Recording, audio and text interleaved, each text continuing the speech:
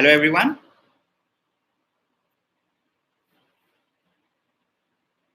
Just drop in a hi once we have joined in. Drop a hi once we have joined in.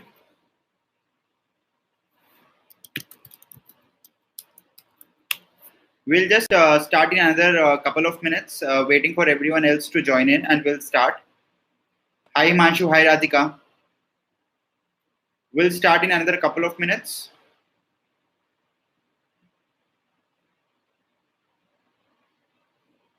Hi, Mansi.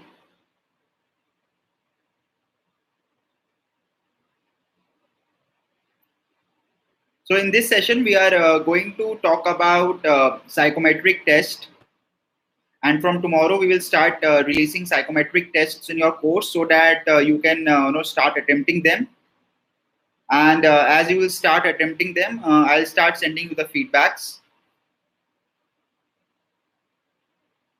For some of you who have already started to take descriptive tests, I'm already in the process to send you the feedbacks.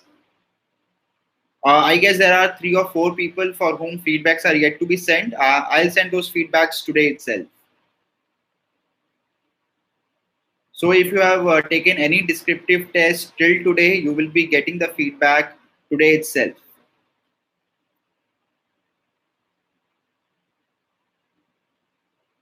Have you all started to take the full-length mock tests, the aptitude part? Has anyone taken any mock test of MICAT so far from the course for the aptitude part?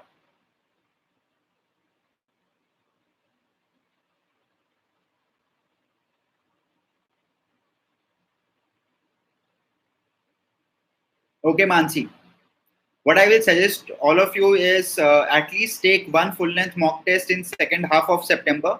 Even if say you are right now focusing a lot on CAT or ZAT preparation, you should at least take one full-length mock test of aptitude part between 15th to 25th of September, so that we at least have some idea on how is your aptitude preparation going on. Because apart from scoring in CAT and ZAT, you also need to clear all the sectional cutoffs as well as the overall cutoff for the MICAT aptitude part. Right? Great. So let's start off. Let's start talking about psychometric test a bit. Now, I'll just tell you some pointers in this session, which are going to help you when you start taking psychometric tests from tomorrow. The actual feedback will start trickling in once you start taking the test. But I'm going to share with you certain guidelines which you need to maintain so that you are able to clear the test easily, or within first 3 tests which you take for psychometric, you start clearing the tests. Once you start clearing psychometric, whether it be from test number 1 or test number 2 or test number 3, you will start clearing it consistently. So it is just the first few tests which it will take for you to start clearing the psychometric part.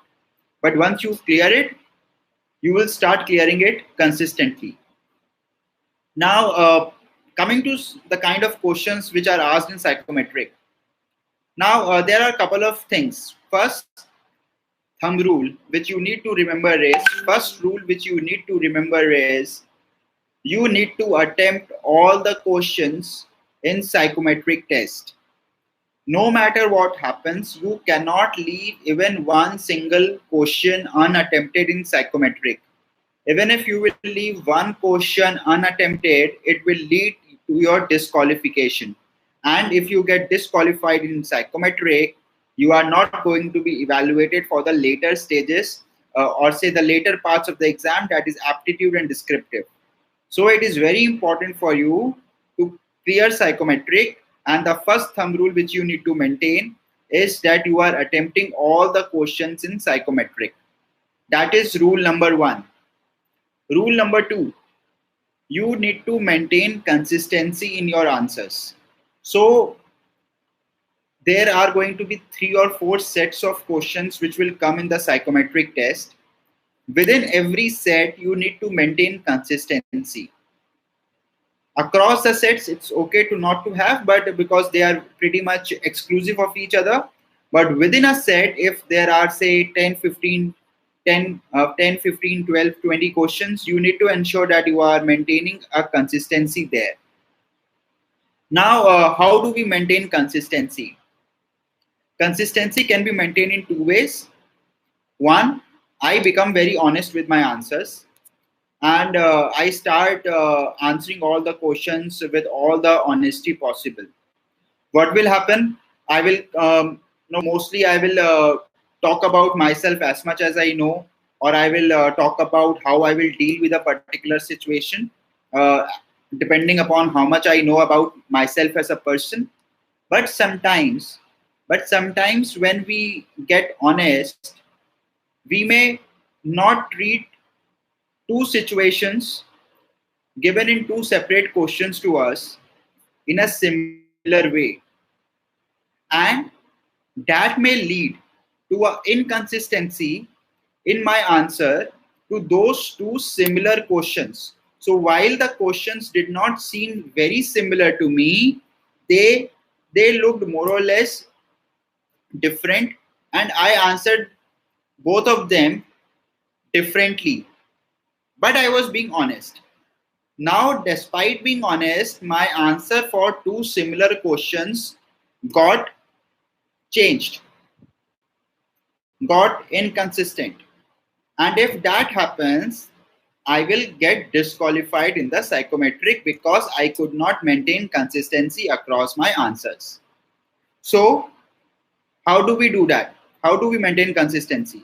As wrong as it may sound, the best way, or say the only way which gives me 99% surety that I am going to be consistent with my answers, is to not be very truthful, to not be very honest, but be very practical and mark the extreme possible good answers. That is, I don't care about you being honest. I don't care about you being very truthful. What I care is you should clear your psychometric test, even if it takes certain amount of say not so true information, not so honest information, but it ensures that I am being consistent. How do I do that? Whenever I get a question where I have to talk about my personality traits, I have to talk about my skills, I have to talk about my managerial skills, my leadership skills, or how would I deal with a particular situation, I need to follow a very algorithmic approach where I will go for extremely good answers. I will highlight the best part of my personality through the best options given. I will not mark the options which suit my personality as per me, but I will mark the best answer out of the given options. And that is what I will maintain throughout the paper. That is what is going to ensure that my all the answers are consistent, because I have maintained this thing consistently across, that I am going for the best possible option. Best possible option to highlight certain traits, and if those traits are highlighted throughout my answers, no one can stop me from clearing psychometric. Now, what are those traits? We will discuss them. We will discuss some of the traits on the basis of which MICA is going to evaluate you. Plus, I will also talk about how to go about answering the questions where they give you, say, 4 or 5 possible ways to deal a situation, and they ask you to rate the ways in which you will handle a particular situation. Before I get there, I just want to ask, anyone has any questions so far? Anyone who is not able to understand anything which I am saying so far? Any questions so far? Himanshu, Mansi, Huzefa, Radhika, Varsha, any questions so far?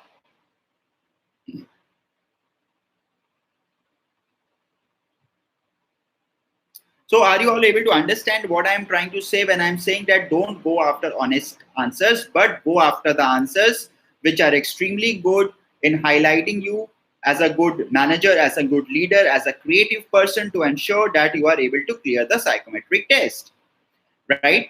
Now, what are the traits which MICA is going to look in you? First trait which you need to disclose, or say let them know through your answers, is that you are a creative person. Any skill which reflects you as a creative person should be marked by you. Point number 1, creativity. Point number 2, leadership skills. Point number 3, managerial skills. Point number 4, ethics. These are the top 4 traits which you need to reflect in the answers which you mark. I am typing them for your reference, and you need to ensure that whenever you get any kind of a question where your traits are being asked, you are maintaining these things. Creativity, leadership, managerial skills, ethics. When I talk about managerial skills, it covers time management, it covers resource management, it covers planning. So you need to show that you are a person who is good in time management, who is good in resource management, who is good in planning. Then you need to ensure that you are a person who is a very ethical person. You are a person with good leadership traits. You are a person who has creativity, who right? So whenever you are marking any traits in any of your answers, you need to maintain that you are highlighting these 4 traits. Okay. Now, there will be a set of questions given to you in psychometric where they are going to ask you that this is a particular situation and how are you going to handle it. Okay. So whenever any situation is given to you where they are throwing a business scenario or any situation in personal life and asking you to rate the different steps which you will take, you need to follow this sequence. For a business scenario, you will always put organization interests at the top.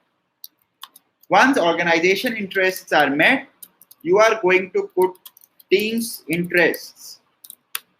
Once team's interests are met, you are going to put personal interests.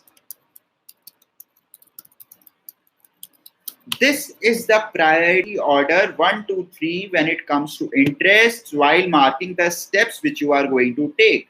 When I say organizational interests, I mean that you are ensuring that the end business goals of the organization are met, profitability is met, getting or winning a project is maintained, increasing sales is maintained, building a good market reputation is maintained. So all these are different organization interests. These are maintained. Team's interests. Now, once you have taken into account the organization's interests, then you have to take care of your team's interests. So, for example, if any of the options says that you will just go and complain about your team colleague to the top management, now that is not the option which you should put or rate in your answers at a high priority, because directly complaining about your team's colleague is not something which you will be doing in team's interests, and hence that is not a step which you will mark at a higher preference order. So that is what I mean by team's interest. So suppose say if they give you a situation, ethical situation where they talk about someone is taking out printouts from the office printer for a personal thing, would you just go and complain to the manager? You will not select going to the manager to complain, but you will select something like that. First of all, you will go and talk to the person. You will tell him that it's unethical and so on. This is a very basic example, but which I am giving. You will not get such a basic question in MICAT, but this is something which should help you to understand what I mean, that you should not put team's interests at a lower preference, but put team's interests at a higher preference. And lastly, once you have ensured that you have met all the organization's interests, once you have met all the team's interests, then you will think about yourself. Okay? Is it clear? The preference order of the interests which you will go about when you are asked any question around rating of the steps. Organization's interests at the top, followed by team's interests, followed by personal interests. If I talk about traits, I need to highlight 4 traits in my personality: creativity, leadership, managerial, ethics. Any questions so far? Krisha, Himanshu, Radhika, Huzefa, Varsha, Mansi, any questions so far?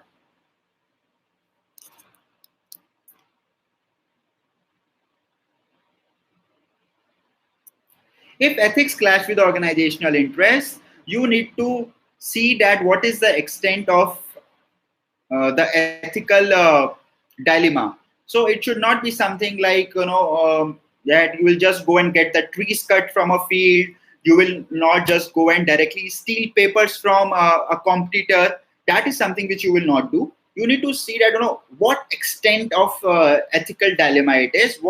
How much are you breaching the ethics? If it is very, very nominal and something which is not of a serious level, you will put organizational interests at the top. But if it is breaching certain ethics, then you not at a serious level, you will not put ethics. You will not put organizational interests above ethics. So you need to understand in such a scenario where they clash, that what is the seriousness level of the ethical breach. So if ethical breach is around theft, it is around cutting trees, or going against society, or going against environment, where you are not taking care of environment disaster and all, you will not go for those options. Okay, Varsha? But if it is a minor breach, you can put organizational interests at the top. Huzefa, Harshita, Radhika, able to understand? Krisha, any questions?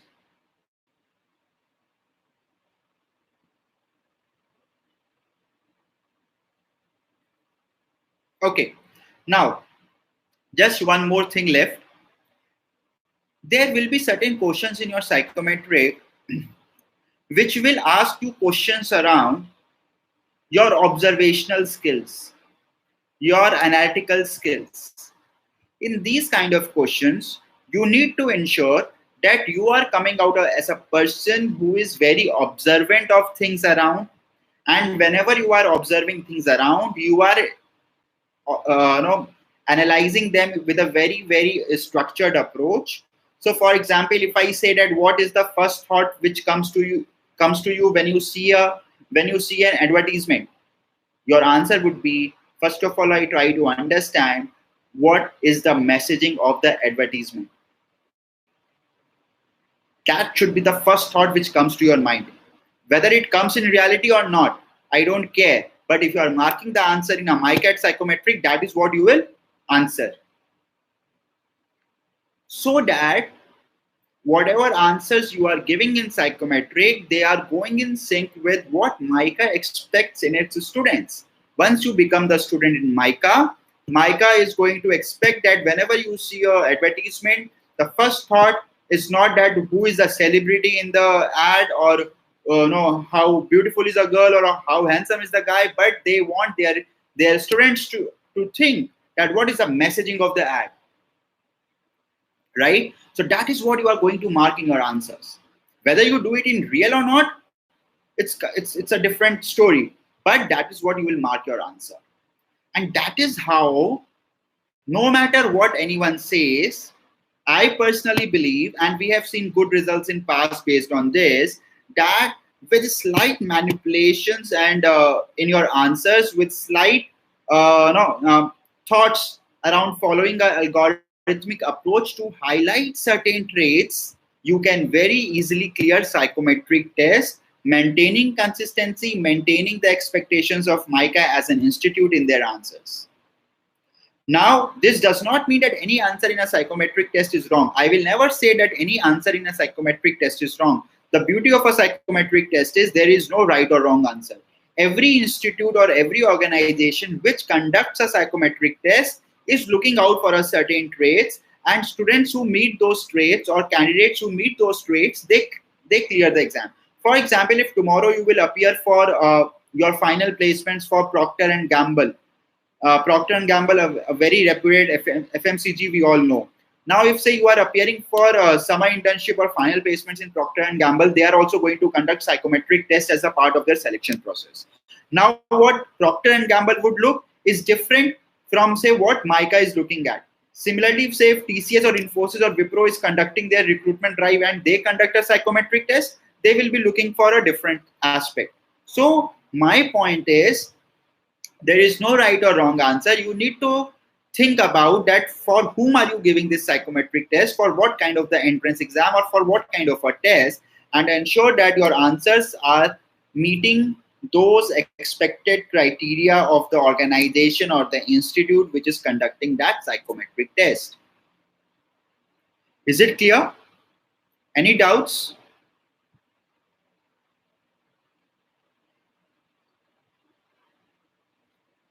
Any doubts, anyone? Great. So what we'll do, we will be releasing the psychometric tests. Couple of psychometric tests will be released in your account tomorrow by 4 p.m. They will be released. You can start attempting them, and as you will start attempting, within 24 hours I'll send you the feedbacks, and that will help you to develop a better understanding of psychometric tests. There will be total of 10 psychometric tests which we will provide you in the course, so you will have good enough practice. As per the past trends, I have seen that by third or fourth test max, people start clearing psychometric tests. Okay. So in case you will have any specific questions based on any specific psychometric test, feel free to ask me the questions once I send you the feedback. But in terms of helping you develop a basic understanding and to help you develop a basic approach which you need to take for psychometric test, this was all from me. In case you have any specific questions, please feel free to ask me. I'll give you, so if you have any questions around psychometric test, please feel free to ask me. And all of you who have not yet taken any descriptive test, please take at least 2 to 3 tests in the month of September. At least 2 to 3 descriptive tests in the month of September, at least 1 to 2 psychometric tests in September, and 1 to 2 MICAT aptitude tests in September. Yes, Varsha, all the questions in psychometric are going to be option based. There is no subjective answer. There is no subjective question, sorry. No subjective question in psychometric. Okay. If you will take 2 to 3 descriptive tests, 1 to 2 full-length aptitude mocks, and 1 to 2 psychometric tests, it will not impact your CAT and XAT preparation, and you will be able to balance the things very easily. Remember, your CAT and XAT score is also important, so that should not be compromised. But also remember that even at 75 percentile, people have got call from MICA if they did good in descriptive writing. So you need to ensure that you are starting to practice descriptive writing from this month. No, Krisha, psychometric test is not discussed in the interview.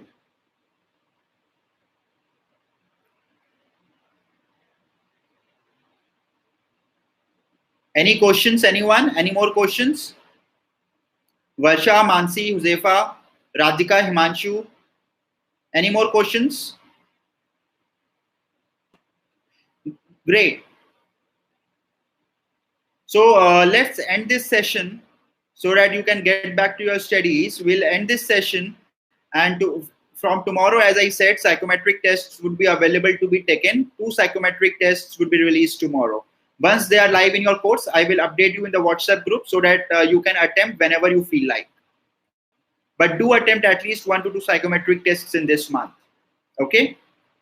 Great. So thank you everyone for joining.